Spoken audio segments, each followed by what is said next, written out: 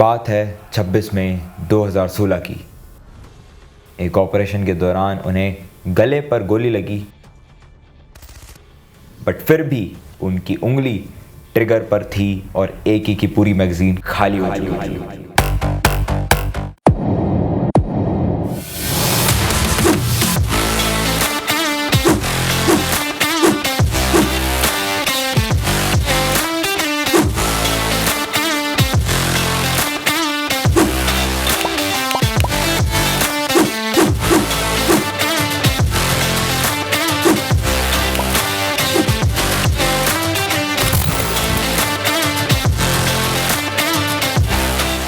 जय Hind everyone, welcome two ships. Brave hearts के इस 4th एपिसोड में आपका स्वागत है। दोस्तों, आज जिस महान शख्सियत की बात हम करने जा रहे हैं, उनकी ब्रेवरी और कॉम्बैट स्किल्स के बारे में जितनी बातें करी जाए कम है। तो दोस्तों, ये कहानी है हवलदार हंगप्पन दादा अशोक चक्र की। हर एक अफसर या जवान जो भी दादा के साथ लड़ा या जिसने भी दादा के साथ काम किया, उनका ये कहना था कि उन्होंने आज तक ऐसा इंसान कभी नहीं देखा जो इतना ज्यादा पैशनेट एंड इतना ज्यादा ऑब्सेस्ड हो कॉम्बैट को लेकर के। दोस्तों, बात है 26 मई 2016 की एंड जिस ऑपरेशन के बारे में हम बात करने जा रहे हैं, उस ऑपरेशन का नाम है ऑपरेशन साबू दादा। दोस्तों, ऑपरेशन के बीच बीच में मैं आपको दादा के ऐसे कई सारे किस्से बताऊंगा या फिर छोटी स्टोरीज बताऊंगा जो कि दादा को दूसरे जवानों एंड सोल्जर से अलग करती है। जैसे कि पीस टाइम में भी दादा नए रिक्रूट्स को ट्रेन करते थे वेपन हैंडलिंग, जैसे कि MMG, LMG,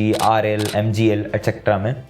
छुट्टी पर भी जब वो गांव वापस आते थे तो जो भी कोई उन्हें परेशान दिखता था तो वो उसके पास जाते थे, बैठते थे, बात करते थे, उन्हें समझाते थे।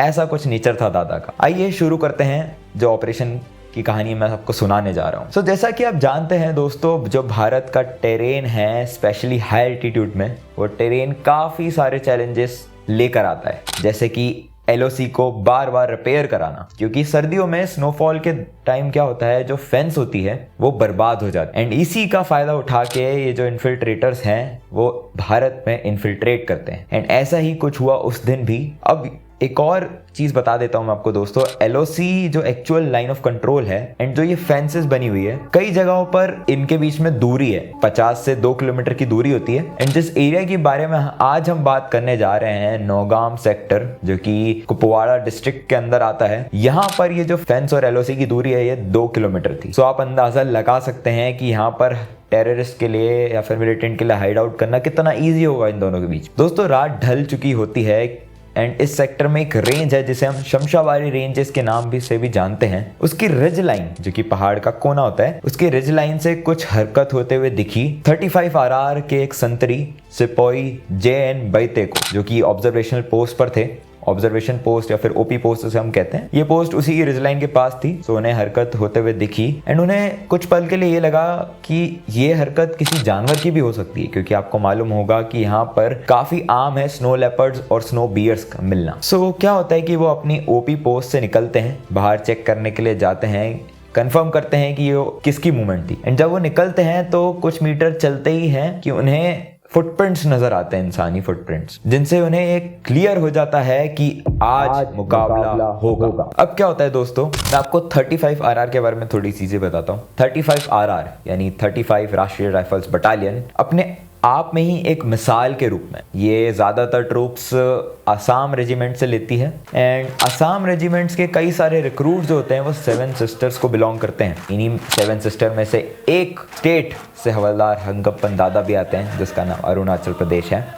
वापस आते हैं स्टोरी पर। जैसे ही सिपाही JN बैते को ये मालूम होता है कि कोई मूवमेंट या फिर कोई हरकत हुई है, वो जल्दी से अपने रेडियो ऑपरेटर के जरिए ये मैसेज पास करते हैं अपने OC, जिन्हें हम ऑफिसर इन कमांडिंग, जो कि इस टाइम पर एको कंपनी कमांडर मेजर के अमृता राज थे, उन्हें पास करते हैं। दोस्तों, इस इलाके में 35 RR की 4 पोस्ट थी। एक OP पोस्ट, एक कंपनी हेडक्वार्टर्स, एक साबू पोस्ट एंड एक मरसरी पोस्ट। ये 4 पोस्ट होती है एंड इन्हीं पोस्ट में से एक थी साबू पोस्ट, जैसा कि आप देख सकते हैं। उसके इंचार्ज हवलदार हंगप्पन दादा थे एंड दादा उस दिन नीचे आर्मी बेस से राशन लेने के लिए निकल ही रहे थे। आपको एक चीज समझनी होगी दोस्तों कि ये जो पोस्ट होती है ये राशन एंड एमिनेशन के लिए नीचे आर्मी बेस पर डिपेंड होती है पूरी तरीके से। एंड ये काम सप्लाई का मैन्युअली होता है थ्रू जवान्स। एंड ये सभी इंपॉर्टेंट एसेंशियल जैसे कि राशन, एमओ, फ्यूल को लाने ले जाने के लिए साबू पोस्ट से नीचे आर्मी बेस तक 2 घंटे की